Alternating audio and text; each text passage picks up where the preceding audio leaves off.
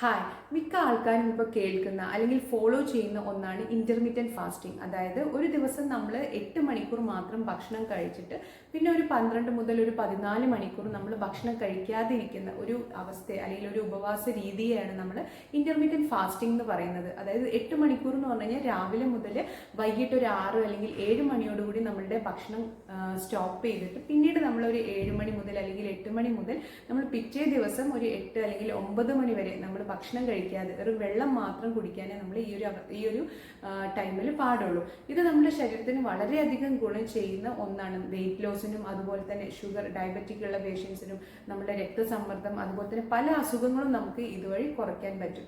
പക്ഷെ പല ഭക്ഷണങ്ങളും നമ്മൾ ഈ ഒരു ഇൻ്റർമീഡിയറ്റ് ഫാസ്റ്റിംഗ് ചെയ്യുമ്പം സ്റ്റോപ്പ് ചെയ്യുന്നതാണ് വളരെ നല്ലത്. പ്രധാനമായിട്ടും കൂടുതലായിട്ട് ഷുഗർ അടങ്ങിയിട്ടുള്ള ഭക്ഷണങ്ങൾ, അതുപോലെ തന്നെ സോൾട്ട്, ജങ്ക് ഫുഡ്സുകൾ, അതുപോലെ തന്നെ നമ്മുടെ എല്ലാ കൂൾ ഡ്രിങ്ക്സുകളും ഒക്കെ മാക്സിമം നമ്മൾ ഈ ഒരു പീരീഡിൽ ഒഴിവാക്കുന്നതാണ് വളരെ നല്ലത്.